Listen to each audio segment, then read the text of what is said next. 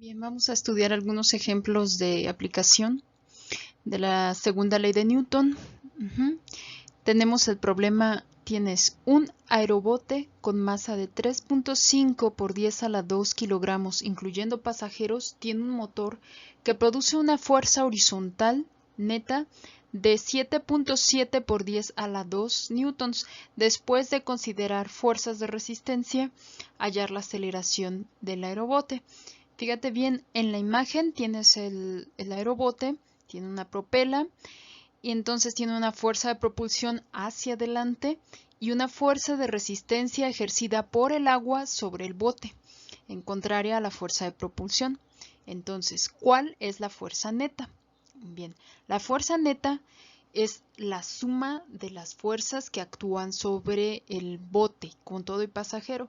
En este caso, la suma de la fuerza de propulsión menos la fuerza de resistencia. ¿Por qué menos la fuerza de resistencia? Porque tú puedes apreciar aquí los sentidos son opuestos. La fuerza de resistencia va hacia atrás y la de propulsión va hacia adelante. Entonces sería una resta. Sería la de propulsión menos la fuerza de resistencia. ¿Sale? Ok. Entonces nos piden encontrar la aceleración del aerobote. Ok, entonces tengo fuerza, segunda ley de Newton te dice fuerza es masa por aceleración y te dicen ahí fuerza, subíndice neta es igual a lo que nosotros sabemos masa por aceleración, despejas la aceleración y te queda aceleración es fuerza neta entre masa.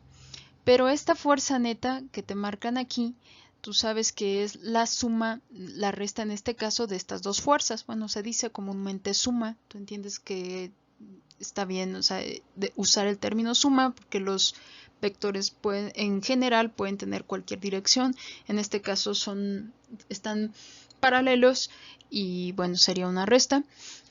Pero también está bien usar el término suma.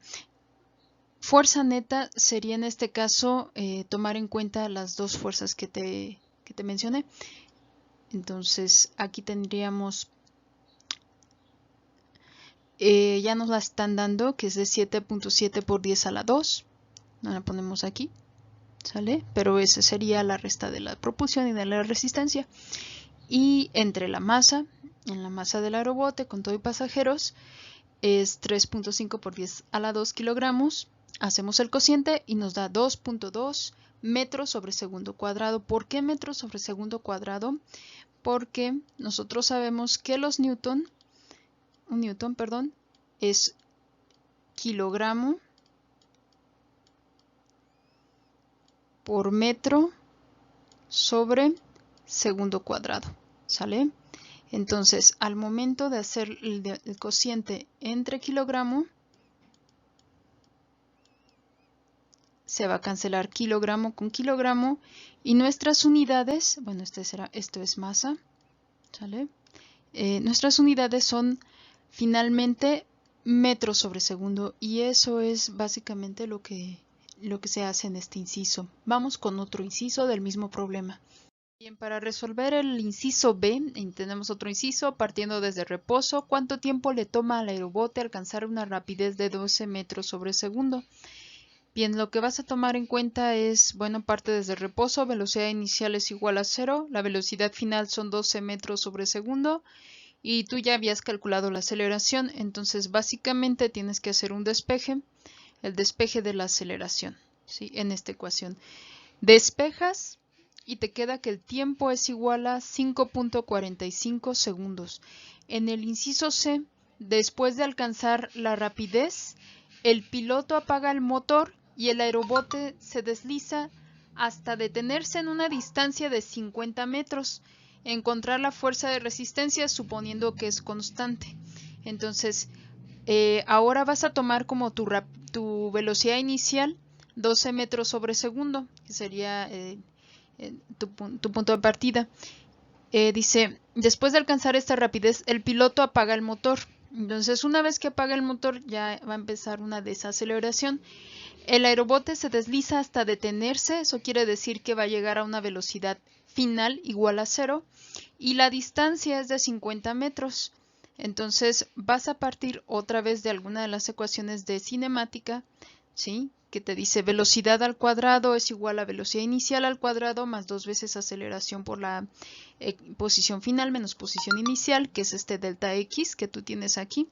Entonces sustituyes velocidad inicial, en este caso es 12 metros sobre segundo, la velocidad a la que vas a llegar es 0, y ya te queda que esto es 0 menos 12 metros sobre segundo al cuadrado es igual a 2 veces aceleración por 50 metros, y de aquí únicamente vas a hacer el despeje para encontrar la aceleración, que en este caso, bueno, es distinta a la que habías obtenido en el inciso A, porque ya es otro proceso, ya apaga el motor, entonces empieza una desaceleración, y encontrar esa aceleración te da de 1.44 metros sobre segundo cuadrado, y ese signo menos es porque es una desaceleración y también viene de los propios datos. Tú no se lo tienes que poner, te tiene que salir de las operaciones.